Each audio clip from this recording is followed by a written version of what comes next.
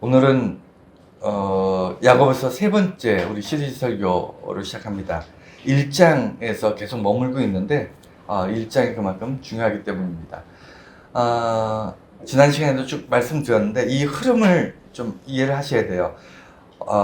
어떤 흐름이냐면 우리가 신약 성경 서신서에 바울 서신에 익숙해져 있어서 바울 사도의 그 서신들은 기승전결이 있습니다. 주제가 있고요. 그 다음에 굉장히 잘 정돈돼 있고, 그 다음에 또 중요한 전달하고자 하는 핵심들이 요소에 정확하게 이렇게 보입니다. 그런데 저자 야고보에 의해서 기록된 이 야고보서는 바울 서신하고 집필되는 형식이 많이 다르다 보니까 그 기승전결이 아니고 어떤 리스트처럼 조목조목 중요한 내용들, 이게 야고보서가 거의 최초의 서신서라고 보시면 되거든요. 그만큼 아주 초기에 쓰여진 서신이다 보니까 처음 교회에서 힘들고 어려움을 당하는 사람들한테 그들이 이 어려움과 환난을 견뎌낼 수 있는 방법, 또 이 어려움 속에서도 우리가 놓지 말고 잊지 말아야 될 것들을 조목조목 이렇게 나열해서 기억하도록 이렇게 쓰여져 있어요. 그러다 보니까 이제 1장에 좀 많이 모여 있고, 그리고 1장 내용을 이렇게 설교하다 보면 오늘도 이제 세 가지를 볼 겁니다. 그러니까 이게 이렇기 때문에 이렇게 진행돼서 이런 결론이 나오고 뭐 이렇게 이해를 한다기보다는 오늘 세 가지 이제 핵심을 좀 볼 건데, 하나하나를 좀 이해를 하실 필요가 있어요. 제가, 지난 주간에 저희, 아들하고도 그런 얘기를 잠깐 한 적이 있었는데, 제가 여러분들에게 설교하는 내용들이 어려운 내용이 없습니다. 아주 쉬운 내용들이에요. 예를 들어, 우리가 대학교에 수학과를 다닌다. 그러면 그냥 수학을 배운다고 수학과를 다닐 수 있는 게 아닙니다. 여러분 잘 알다시피 수학의 기초들 쭉 배워야 되고요. 방정식도 배워야 되고, 미적분도 배워야 되고, 이런 걸 다 배우고 나서 대학교에 가서 이제 비로소 이제, 대학생으로서 이제 수학 공부를 한다든가, 또는 물리학도 마찬가지고, 철학이나 역사나 우리가 배우는 모든 지식의 단계는요, 그 분야의 특별한 내용들을 알고 있어야 돼요. 단어의 개념이든 아니면 어떤 지식을 이해하기 위한 어떤 통로인 언어나 단어나 어떤 이런 개념들, 이런 것들을 알고 있어야 지식이 이제 자기한테 쌓이기 시작합니다. 그런데 신학교도 마찬가지예요. 목사가 되기 위해서 신학을 하는 사람들도 역사나 철학이나 언어나 이런 것들 다 배워야 됩니다. 그런데 예배 중에 설교는요, 그런 거 필요 없어요. 여러분들은 그걸 안 해도 됩니다. 복음은 아주 간단하고 명료합니다. 복음은 그렇게 복잡하지, 헬라어나 히브리어를 해야만 되는 것이 아니에요. 복음은 아주 명확하고요, 아주 직관적이고, 그리고 아주 우리가 익숙한 것들입니다. 그렇기 때문에 어려워요. 이해가 되시나요? 왜 어렵냐면, 우리들이 복음을 자기 방식대로 이해해요. 예를 들어, 우리 서로 사랑합시다 라고 이제 성경에 이제 기록된 내용을 설교했다고 하면, 우리는 일반적으로 다 아는 얘기잖아요. 서로 사랑하자. 이거 어렵습니까? 서로 사랑하자는 게 어렵나요? 우리 너무 쉬우니까, 직관적이고 너무 간단하고 단순하니까 어떤 문제가 발생하냐면 자기 방식대로 이해를 합니다. 그렇지, 사랑하는 건 좋은 거지. 우리 서로 사랑하면 좋은 거지. 그 사랑의 대상과 사랑의 방식과 사랑의 그 가치를 자기에게 두는 거예요. 자기가 생각하는 방식으로 사랑합니다.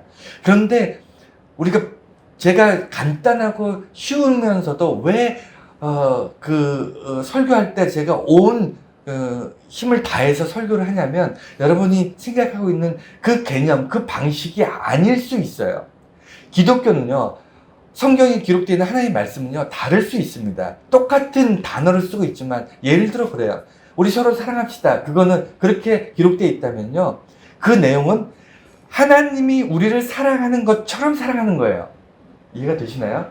그게 달라요. 그냥 사랑합시다 그러면 우리가 너무 쉽다 보니까 이 복음의 진리가 쉽고 단순하니까 자기 방식대로 생각하기가 쉬워요.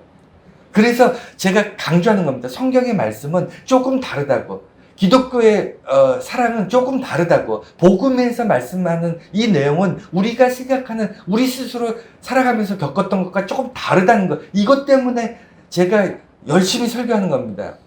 그것이 바뀌지 않으면요, 오랫동안 교회를 다녔는데도 여전히 자기 방식대로 신앙생활을 하기 쉬워요. 오늘 성경 본문에도 어떤 내용이 나오냐면 자기를 기만하는 거예요. 복음의 내용에서 자기 자신이 선하다고 착각을 하는 겁니다. 자기가 우리 지난 시간에도 배웠습니다만, 우리 말씀을 통해 우리가 배웠는데, 환난 가운데 있습니다. 근데 환난을 하나님이 주시는 환난이라고 생각하는 거예요.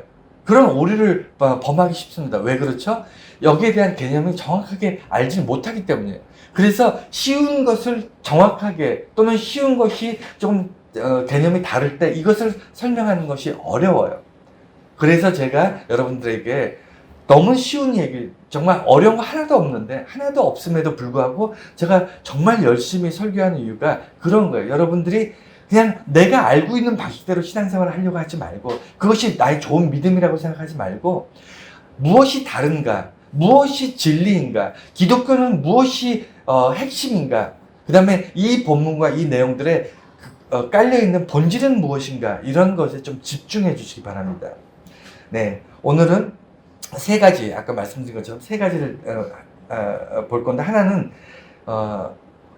그리스도인들이 분별력이 떨어진다는 거예요. 분별력이 없어서 자꾸 속여요. 속기도 잘하고 남도 잘 속고 자기 스스로도 자기가 속습니다. 그래서 왜 그리스도인들이 자꾸 속는가?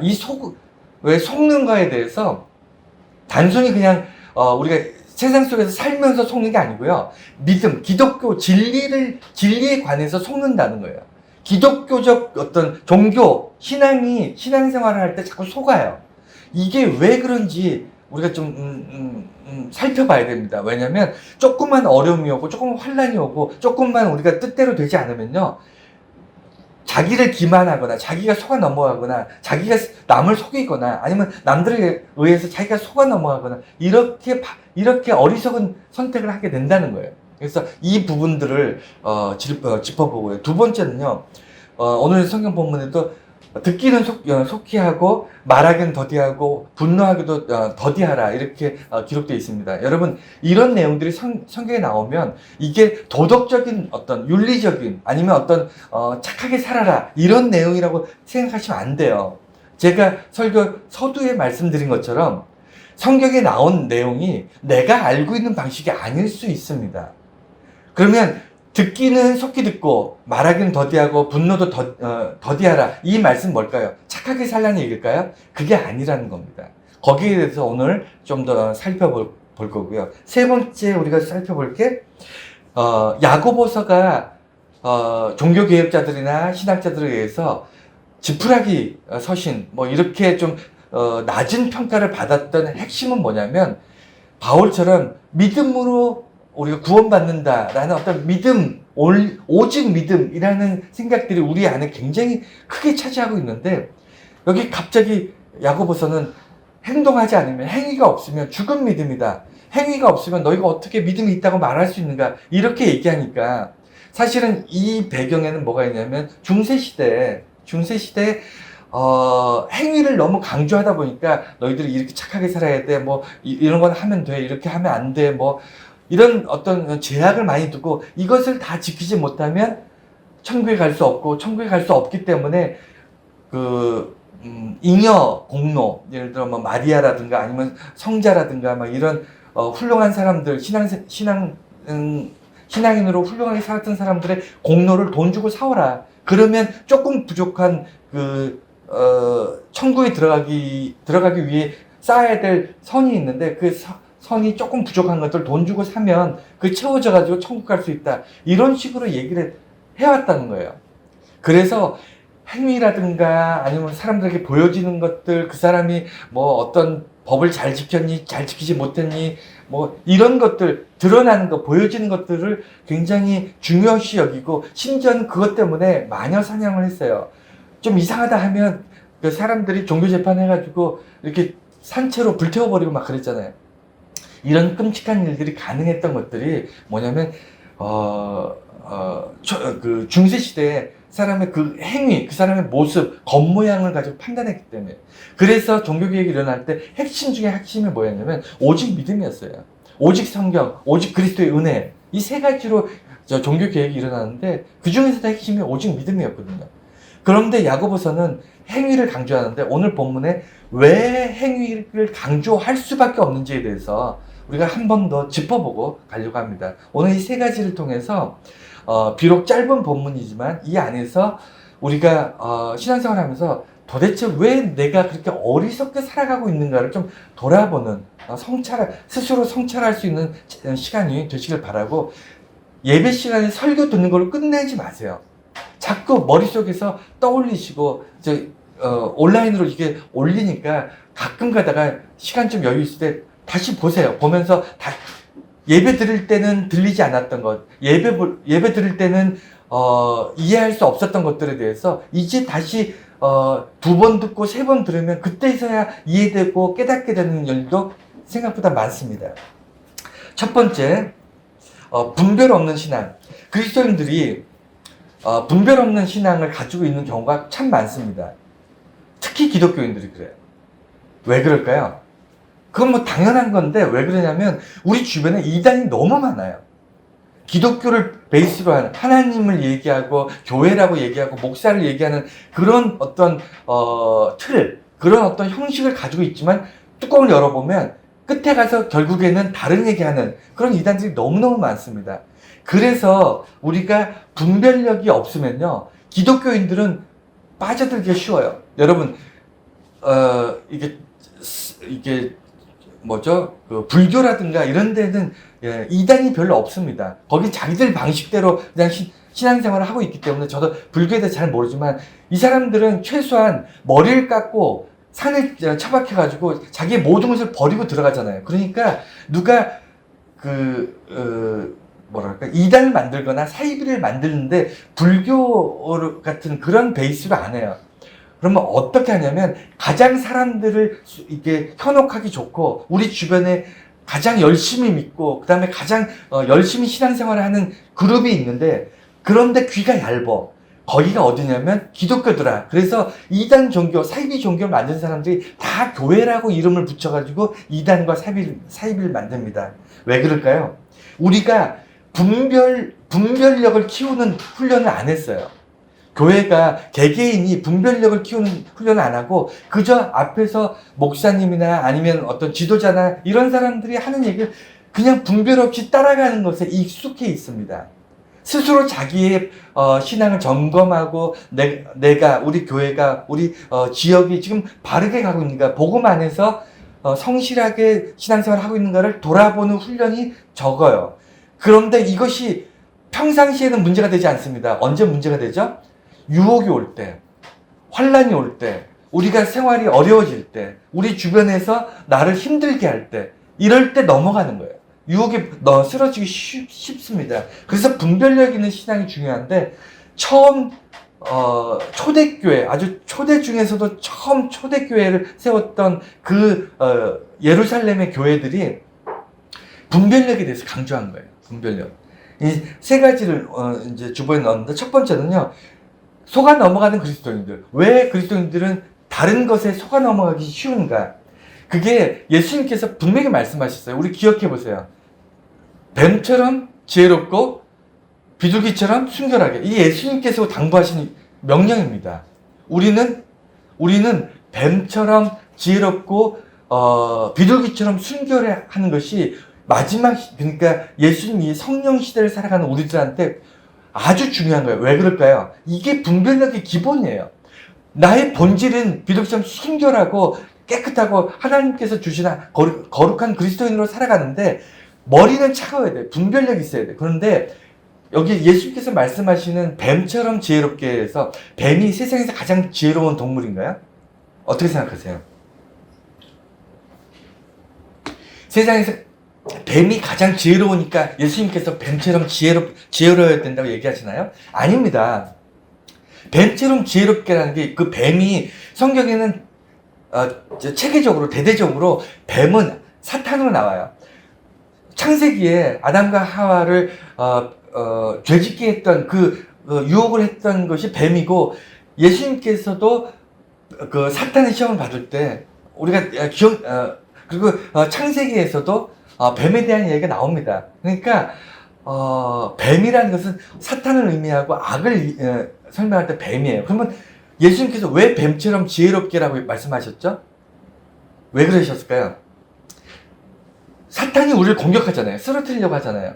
그러니까 뱀처럼 지혜롭게라는 건 적을 알라는 얘기예요. 그러니까 뱀이 나를 공격하고 쓰러뜨리고 나를 유혹하는데 뱀을 모르고 있으면, 뱀처럼 지혜롭다, 뱀이 어떤 방식으로 나를 쓰러뜨리고 괴롭히는지를 모르고 있으면 백전백패하는 거잖아요. 나도 나를 알아야 되지만 나는 적도 알아야 되고 나도 알아야 돼요. 근데 적을 모른다는 거예요.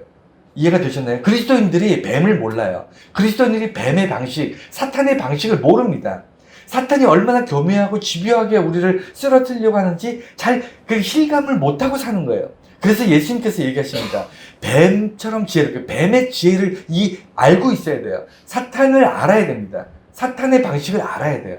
하지만 사탄의 방식만 알고 있으면 사탄을 따라가잖아요. 그래서 본질은 비둘기처럼 순결하라는 겁니다. 그게 예수님께서 우리에게 당부하신 건데, 오늘 속아 넘어가는 그리스도인들이 왜 속아 넘어가냐면 우리를 넘어뜨린 그 악을 충분히 이해하지 못했기 때문에. 두 번째는 남을 속이는 그리스도인. 이게 심각한 건데, 그리스도인들은 남을 원래 속이려고 속이는 게 아니잖아요. 무슨 그리스도인들이 신앙적으로 다른 사람을 속이는 것, 여러분, 하나님께서 여러분들에게 모두 기도하라고 그 응답을 주셨습니다. 우리 다 같이 기도하셔야 됩니다. 여러분, 기도하는 것이 나한테 도움이 되나요? 나한테 돈이 되고 내가 부귀영화를 누리는 건가요? 신앙적으로 남을 속인다는 그것이 나한테 뭐 큰 이득이 되지 않는데, 핵심은 뭐냐면, 다른 사람을 신앙적으로 속일 때 그 핵심이 뭐냐면, 자신의 생각이 하나님의 생각이라고 착각을 한다는 거예요. 하나님의 생각을 우리는 알 수 없습니다. 살아보고 나서야 아는 거예요. 우리는 말씀에 근거해서 예수님께서 우리에게 부탁하시고 명령하신 것들을 충실하고 성실하게 지켜나가다 보면, 우리 삶을 되돌아볼 때, 그때 그 순간에 내게 하나님께서 은혜 주셨구나. 그 순간에 내가 쓰러질 수 있었는데, 내가 넘어질 수 있었는데, 내가 포기할 수 있었는데 하나님께서 날 붙잡으셨구나. 이렇게 깨닫게 되는 거지, 우리가 하나님의 음성을 오늘 들었다. 그러니까 여러분들, 내가 들은 하나님의 음성을 내가 말씀드릴 테니까, 여러분, 하나님께서 오늘 우리에게 5시간씩 기도하라고 내게 응답 주셨습니다. 우리 이제부터 5시간씩 기도합시다. 이건 말도 안 되는, 이거 사기입니다, 사기. 그래서 이것을 뭐라 그러냐면 남을 속이는 신앙이에요. 이건 남을 속이는 겁니다. 자기가 하나님의 음성을 들었다고 하는 사람의 99.9999%는 사입입니다. 가짜입니다. 우리는 말씀에 근거해서 살아가는 거지, 하나님이 우리에게 직접 우리가 모세가 아니에요. 우리는 다윗이 아닙니다. 우리는 사무엘이 아니에요. 하나님께서 직접 계시를 하실 이유가 없습니다. 말씀을 주셨기 때문에. 그래서 남을 속이는 신앙은요, 게을러서가 아니라 너무 부지런한데 착각하는 거예요. 내가 기도하는 것이 너무 좋은 것 같아. 당연히 좋죠. 내가 기도 생활 열심히 하는 게 좋아. 그런데 다른 주변에 있는 사람들 기도를 열심히 안 하는 것 같아. 그런 생각이 마음이 자리 잡고 있으면 어느 순간 하나님께서 그들에게 기도하라고 나에게 말씀하신 것 같아. 어떤 그런 마음이 드는 것 같아. 그러면 하나님께서 내게 이런 마음을 주셨으니까 우리 다 같이 이렇게 합시다. 이거는요, 남을 속이는 신앙이에요. 그리고 심각한 거, 오늘 성경 본문에서 나왔는데, 그게 뭐냐면 자기가 자기를 기만하고 자기를 속이는 신앙이 있어요. 여러분, 속는 것 중에 이게 제일 미련하고 제일 어리석습니다. 자기가 자기를 속이는 건 이유가 뭘까요? 왜 그럴까요? 우리는 하나님의 존재를 정확히 모르기 때문에 그래요. 하나님의 존재를 정확히 몰라요. 무슨 얘기죠? 하나님의 크심, 하나님은 때로는 우리는 하나님께서 이렇게 하실 수도 있고 저렇게 하실 수도 있는데, 우리는 하나님을 내가 알고 있는 조그만 어떤 퍼즐 조각 같은 그런 하나님으로 평생 믿고 의지하는 거예요. 하나님은 선하신 분, 선하시죠. 선하시지만 하나님은 선하시기만 하지 않아요. 하나님은 분노하십니다. 진노하십니다. 하나님 두려워할 줄도 알아야 돼요. 근데 우리는 그냥 그저 내게 좋은 것, 그저 내가 원하는 것, 이런 하나님, 어떤 내가 경험했던 작은 부분, 이거를 하나님의 전체라고 생각해요. 그래서 자기를 속이는, 자기를 기만하는 신앙의 아주 본질은 뭐냐면 하나님의 크기를 인정하지 않는 겁니다. 하나님의 크심에 대해서 자기가 무지한 거예요. 하나님이 얼마나 크고 얼마나 위대하시고 하나님은 얼마나 정말 섬세하시게 모든 그리스도인들에게 제각각 하나님께서 특별한 은혜로 채우시는 것을 인정하지 않는 거예요. 그래서 모두가 똑같이 무슨 공산당처럼 똑같이 뭘 해야 되고 똑같이 하지 말아야 되고 똑같이 이건 뭐 하나님께서 이렇게 하신 이런 식으로 하지 않습니다. 하나님은 우리가 필요한 정확한 분량을 채우시는 분이잖아요. 하나님을 이해하지 못하는 것. 거기서 우리는 자기를 속이는 그런 어리석음이 시작이 됩니다. 자, 이제 두 번째 우리 고민할 문제를 보려고 합니다. 뭐냐면 듣고 말하고 성내고. 여러분, 속히 듣고 늦게 말하고 늦게 분노하라. 마치 윤리적인 얘기 같고요. 그 다음에 처세술인 것 같고, 우리가 살면서 당연히 이렇게 살면 좋은 거라고 생각하잖아요. 이렇게 살면 좋잖아요. 그죠? 그렇지 않습니까? 누군가가 어떤 얘기를 하는데 화를 더디내고 인내하고 참고 이렇게 주변에 막 공격을 받아도 이렇게 성숙한 모습으로 이렇게 품어 안고 사랑해주고 얼마나 좋습니까? 근데 이게요, 왜 성경에 기록됐을까요? 너희들 착하게 살아라. 너희들 정말 훌륭한 사람 되어라. 이런 의미에서 성경에 기록되어 있을까요? 여러분 어떻게 생각하십니까? 성경에는 우리들이 착하게 살기를 바라서 이런 내용이 있을까요? 속히 듣고 늦게 말하고 더디 화내고 이런 내용들은 우리가 착하게 살라고 기록된 게 아니에요. 전제를 봐야죠. 전제. 어떤 상황, 어떤 전제에서 이 말씀이 나온지를 알아야 됩니다. 어떤 상황이냐면 환난의 상황이에요. 그리고 비난받는 거예요. 그러니까 신앙적으로 이게 그냥 우리가 살아가면서 처세술이 아니고요. 멀쩡하게 살던 사람들이 예수 믿는 것 때문에 비난을 받는 거예요. 환난을 받는 겁니다. 정말 소중한 것들을 뺏긴 거예요. 삶의 터전을 뺏기는 거고요. 소중한 사람들을 잃게 되는 겁니다. 여러분, 여기에 기본적으로 깔려있는 마음이 어떤 마음이냐면 예를 들어 그렇습니다. 여러분 아무리 위로하려고 해도 위로받을 수 없는 사람들 주변에 있습니까? 없습니까? 있어요. 예를 들어 많이 있지만 세월호에서 아이들을 잃은 그 부모들 지금까지도 고통받으면서 살고 있잖아요. 그게 주변에서 위로해주고 이렇게 하면 그게 없었던 일 되나요? 안 되잖아요. 그러니까 평생 해결 안 되는 문제들이 있어요. 그 마음속에 지옥 같은 삶을 사는 사람들 우리 주변에 있습니다. 자기 생명보다 더 소중한 것을 허무하게 빼앗긴 사람들. 그래서 우리 주변에 보면 이게 직장 같은 데서 쫓겨나서 무슨 고공, 탑 이런 데서 막 농성하면서 800일씩 800일이면 거의 3년이거든요. 막 800일씩 이렇게 농성하고 이런 사람 왜 그럴까요?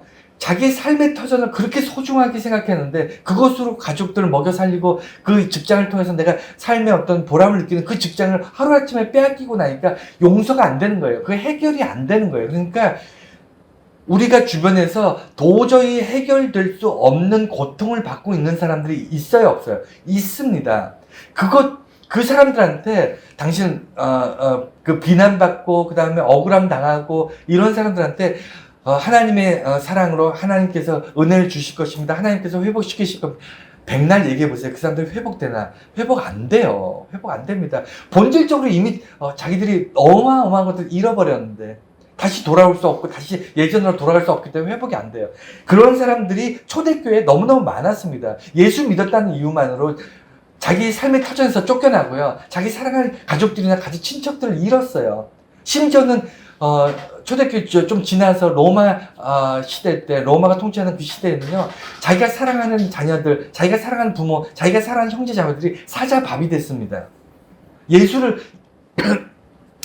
예수를 구주로 믿었다는 이유 하나만으로 그런 사람들한테 그 상실감과 그 고통 속에 있는 사람들한테 어떤 말로 위로할까요? 위로가 안 된다니까요. 위로가 안 돼요. 위로하려고 하지 마십시오. 이 얘기가 그거예요. 그게 전제된 사람들한테 속히 듣고 천천히 말하고 더디 화내라. 그렇게 얘기하는 겁니다. 이해가 되셨나요?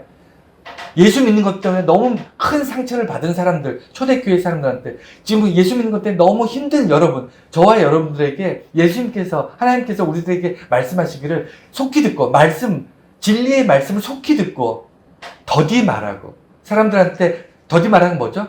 다른 사람 평가하지 말라는 거예요. 다른 사람 훈계하지 말고 다른 사람 비난하지 말라는 겁니다. 더디 말하고 분노하지 말라는 겁니다. 그러니까 내가 그 분노는 뭐냐면 나를 조롱하고 나를 비난하고 나를 억울하게 만든 사람들. 여러분 억울한 만큼 화딱지 나는 게 없잖아요. 그렇지 않습니까? 나는 선대했는데 그걸 오해해가지고 사람들이 나를 비난하고 나를 뭐라 그러죠? 이렇게 괴롭히고 이유 없이 정말 끈질기게 내 인생에 파고 들어와서 나를 괴롭힐 때 여러분 어떤 마음 드십니까? 이거 해결하고 싶잖아요. 근데 그런 사람들에게 성내지 말라는 겁니다. 여러분 이 전제를 알고 그 다음에 이 성경 말씀을 읽으면요, 내 인생에서 정의롭지 못한 것에 침묵하는 게 아니에요. 그리스도인들은요, 정의롭지 못한 사건에 대해서 모른 척하거나 분노를 더디내야 된다고 성경에 기록됐으니까 우리는 분노하지 말아야 돼. 이거는 정말 나쁜 판단입니다. 그래서 분별력 없다는 얘기를 듣는 거예요. 그리스도인들은 세상에 정의롭지 못하고 세상에 악한 것들에 대해서 분노해야 돼요. 저항해야 됩니다. 하지만 진리에 대해서, 진리 때문에, 예수 믿는 것 때문에 받는 고난에 대해서 말씀을 속히 듣고 분내기를 더디하라는 것, 그것이 초대교회의 명령인 거예요. 그래서 전제, 배경, 이 말씀의 어떤 앞뒤, 맥락 이런 것들을 다 알아야 돼요. 단순한 얘기지만 그래서 제가 이걸 설교하는 거고 설명하는 겁니다. 이거를 알아야만 오해하지 않으니까, 알아야만 우리가 분별력이 성숙할 수 있으니까. 그리고 두 번째는 참아야 하는 이유가 그냥 참으면 좋은 거다, 참으면 지나간다, 참으면 살인도 막는다, 이런 차원이 아니고요.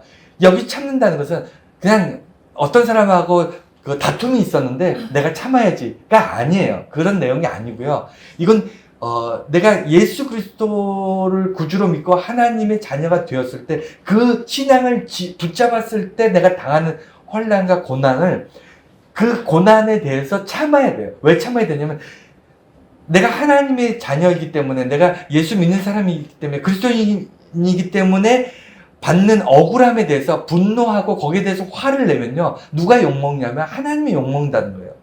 그러니까 저한테 자녀가 둘이 있는데 얘네들이 밖에 나가서 막 함부로 살면요, 얘네들은 이제 한참 젊은 시대고 그러니까 나이 드신 분들이 젊은 사람들을 이렇게 보고 이렇게 좀 예의 없이 굴고 그러면요, 그 젊은 아이들한테 화내지 않습니다. 왜냐면 어리고 아직 세상 물정 모르니까. 젊은 사람들이 실수하거나 화내거나 생각 없이 이렇게 살면요, 주변 사람들, 나이 드신 그런 분들은 그 젊은 사람들을 욕하는 게 아니고 그 부모를 욕해요. 잘못 배웠다, 가정교육이 엉망이다, 애가 교육을 제대로 못 받았다, 이런 식으로 그 위의 세대를 욕합니다. 마찬가지예요. 그리스도인들은요, 최소한 신앙의 문제, 믿음의 문제만큼은 억울한 일을 당할 확률이 굉장히 높습니다. 여러분, 예수 믿고 교회 다니는데 모든 사람으로부터 칭찬받을 거라고 생각하면요, 그거 엄청난 착각입니다. 엄청난 착각이에요. 많은 사람들이 여러분 비난합니다. 이유 없이. 여러분 억울할 수 있어요. 그리고 심지어는 엄청난 것들 빼앗기고 초대교회처럼 소중한 것, 목숨보다 소중한 것을 빼앗길 확률도 있어요. 하지만 그때마다 여러분들이 뭘 기억해야 되냐면 이 일로 인해서 하나님이 세상 사람들로부터 하나님의 의를 가리면 안 된다. 하나님의 의가 드러나는 순간이다. 내가 참음으로, 내가 인내함으로, 내가 그들의 비난을 받아냄을 통해서 그들에게 하나님의 의가 드러난다. 왜냐하면 내가 그렇게 구원받았으니까, 내가 그런 은혜를 받았기 때문에. 하나님의 의는 받을 자격 없는 나에게 하나님의 의가 온 것처럼 세상 사람에게도 그런 일들을 보여주시는 것이다. 이것을 알아야 된다는 거예요. 또 세 번째는 악을 버리는 의지. 오늘 성경 말씀에 보면 그래서 듣기는 속히 듣고 말하기는 더디하고 분노는 적게 더디 내면서 악한 것들을 내다 버리라고 얘기합니다. 그런데 여기서 핵심이 뭐냐면 악을 버리라. 당연한 얘기고요. 쉬운 얘기잖아요. 되게 단순하고 직관적이잖아요. 그래서 이런 얘기를 할 때 자기 방식대로 이해를 합니다. 당연히 뭐 악은 버리는 게 당연하지. 선은 붙잡고 내 몸에 내 삶에 악한 것들이 있으면 다 끊어버리고 버리는 게 당연한 거 아니야? 그걸 무슨 뭐 설교라고 해. 그것을 무슨 굳이 성경에 기록해. 여러분 이런 일들이 여러분들의 판단력과 분별력을 흐리게 하는 거예요. 무슨 얘기냐면 여기서 악을 버리라의 핵심이 뭐냐면 우리는 악을 버릴 능력이 없다는 거예요. 그게 핵심입니다. 여러분 악을 끊을 수 있어요? 여러분 악은요 본능이에요. 여러분들이 악한 일을 할 때 여러분 고민하면서 악을 저지릅니까? 선은 좋은 일은 고민해서 겨우 어쩌다 한 번씩 선한 일을 하지만 악은요 거의 본능적으로 나옵니다. 악은요 고민하지 않아요. 여러분들 보세요. 악은요 거의 여러분들이 몸에 배어 있어요. 어릴 때부터 악한 것들에 젖어서 삽니다. 그래서 악을 끊는다는 것은요 잠깐 멈추거나 잠깐 어떻게 할 수는 있지만 악을 완전히 끊어버린다는 불가능해요. 그러면 왜 악을 버리라고 성경에 기록되어 있을까요? 악의 우리 삶의 모든 악이 아니고요. 여기서 말하는 악은 어떤 특별한 악이에요. 그렇기 때문에 이걸 끊으라는 겁니다. 뭐냐면 끊을 수 있는 건데 이걸 버릴 수 있는 건데 여기서 성경 오늘 본문에서 말하는 악은 뭐냐면 하나님의 의를 드러내지 못하는 악이에요. 이해가 되시나요?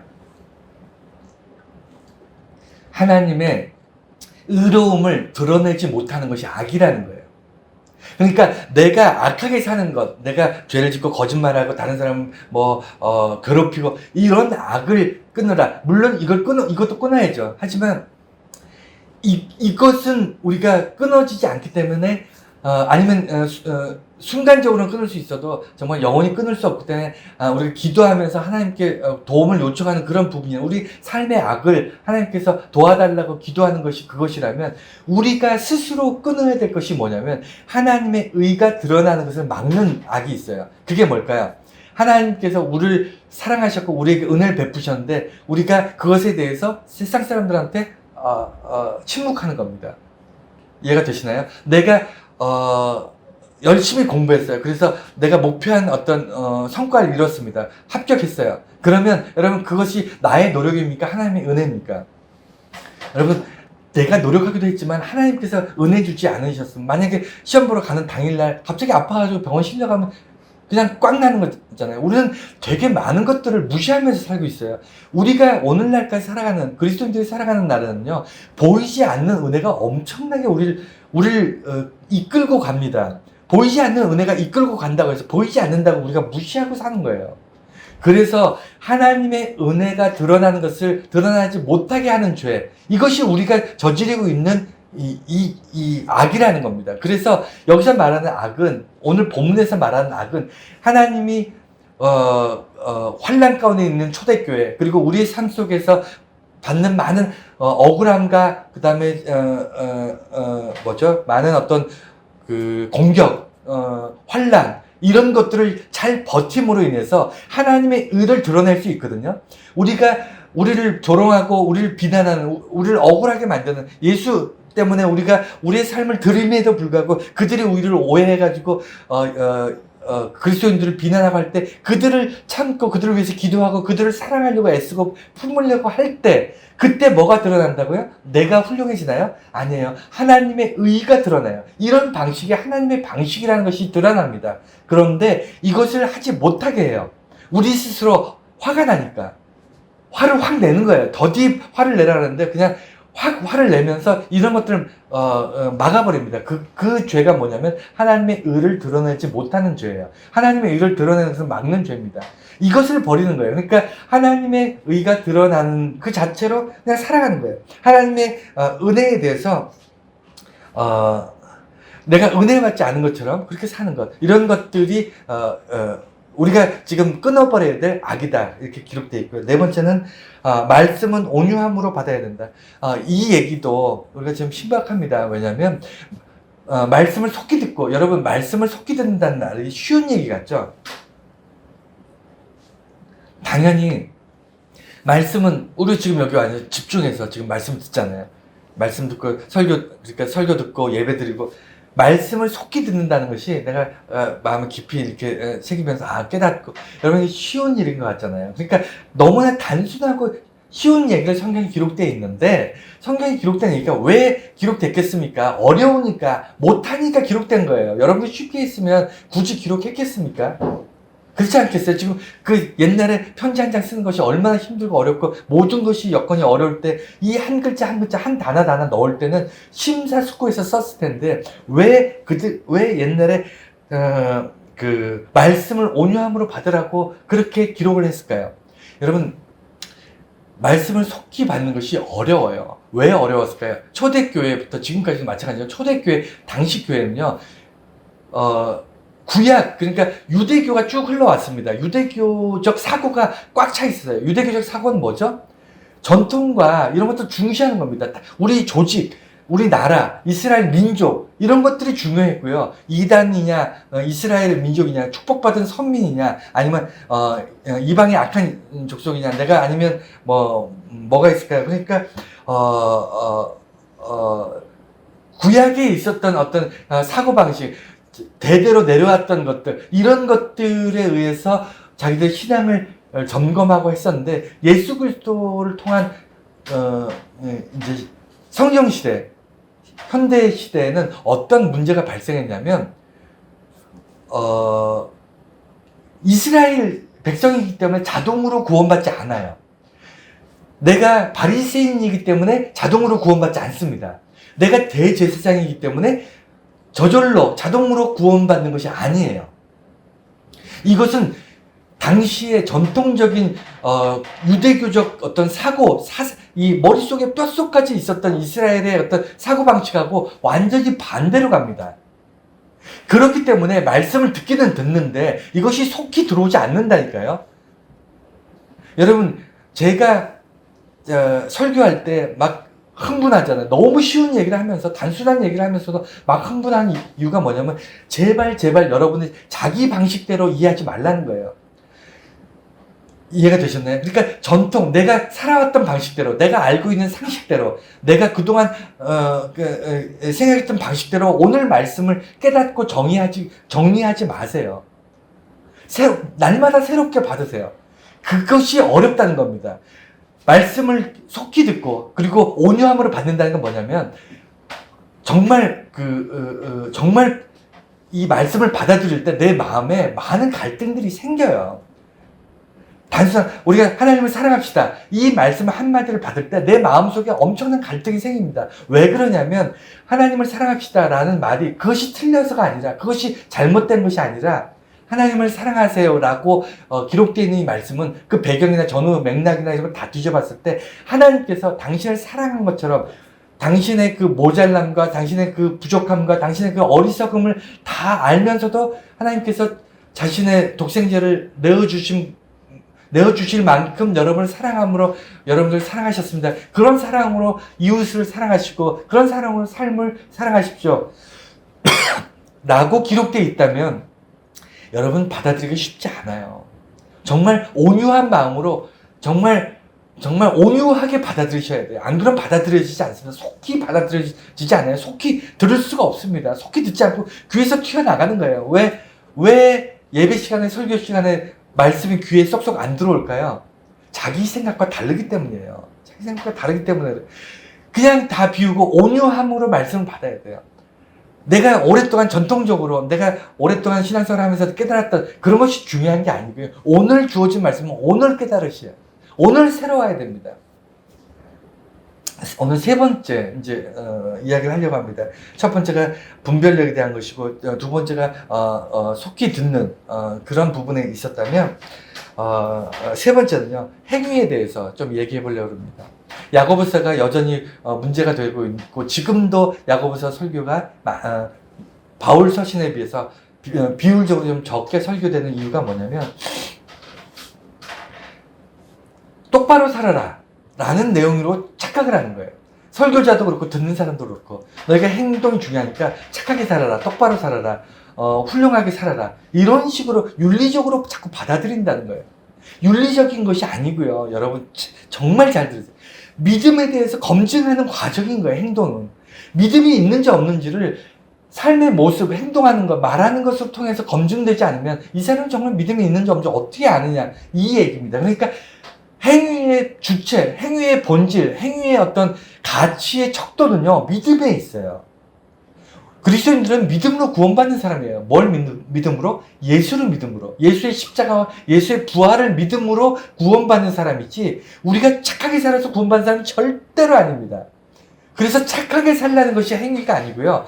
내 믿음, 하나님께서 내게 주신, 내게 명령하신 그 명령, 그것을 내가 순종하면서 살아가는 그 믿음이 내 삶에 나타나느냐 나타나지 않느냐를 보자는 거예요. 그래서 행위에 대해서 계속 이제 뒷부분에 이제 강조하게 되는데, 오늘 주보에는 세 가지로 듣기만 하고 행하지 않으면 부정하는 것이다. 이것이 핵심입니다. 여러분, 듣기만 하고 행동하지 않으면 그냥 가만히 있는 게 아니에요. 여러분 잘 생각해 보세요. 뭐라 그럴까요? 하나님께서 여러분들에게 말씀하시기를, 일주일에 한 번, 주일날 나와서 우리 예배 드려라. 이것이 만약에 말씀, 성경에 기록되어 있습니다. 만약에 기록되어 있다면 그것을 통해서 우리가 한 달에 한 번씩, 일주일에 한 번씩 주일날 나와서 우리 다 같이 하나님께 예배 드립시다. 이 얘기는 너무나 당연한 얘기잖아요. 당연한 얘기인데, 듣고 이것을 믿어요. 내가 예배를 드리는 것이 중요하고, 이 예배를 통해서 하나님께 영광 돌릴 수 있고, 이것이 신앙의 가장 기초이고 뿌리이다 라는 것을 믿어요. 전혀 안 믿지 않아요. 다 믿어요. 그런데 예배에 참석하지 않아요. 그럼 뭐죠? 예배가 하나님께서 내게 주신 축복이자 명령이라는 것을 부정하는 겁니다. 하나님께서 거짓말하지 말라, 이웃을 속이지 말라라고 말씀하셨는데, 내게 명령하셨는데, 내게 그것을 명령하셨는데, 내가 날마다 거짓말하고 남을 속이면서 속이는 과정에서 내가 이득을 챙기고 있어요. 그 얘기는 뭐죠? 하나님이 주신 말씀을 진리라고 받아들이지 않는 거예요. 인정하지 않는 거예요. 그래서 행위는 그 행위로 자체로 평가되는 것이 아니고, 행동하지 않으면 그 행동을 하게 하는 그 믿음, 행동을 하게 하는 그 말씀, 진리의 말씀을 부정하는 거라는 거예요. 그래서 이것이 우리가 행동해야 되는 거예요. 하려고 노력해야 되는 겁니다. 믿음 생활을 하려고 애쓰는 이유는 그것이 우리에게 복이 되고, 그것을 통해서 우리가 하나님께 칭찬받고, 이건 2차적인 문제, 나중 문제고요. 내가 행동하지 않으면요, 내게 주신 하나님의 말씀들을 내 스스로 그것을 거짓말이라고, 내가 그것을 믿을 수 없다고 부정하는 거라는 거예요. 그래서 행동을 강조하는 겁니다. 두 번째는요, 스스로 속으면 나타나는 착시 현상이 있어요. 그러니까 스스로 자기를 기만하고 자기를 속일 때 나타나는 증상이 있는데, 그게 뭐냐면, 그러니까 행위로 드러나지 않고 자기 삶 속에서 자기를 믿음에 대해서 이제 기만할 때 어떤 현상이 나타나냐면 바리새인이 됩니다. 바리새인들이 믿음이 없어서 바리새인 되는 게 아니에요. 믿음이 일반인들보다 훨씬 좋아요. 아는 지식도 훨씬 많습니다. 성경에 대해서 많이 알아요. 신앙생활은 태어났을 때부터, 바리새인들은요, 태어났을 때부터 정말 절제된 율법적인 어떤 그런 삶, 종교적인 삶을 평생 삽니다.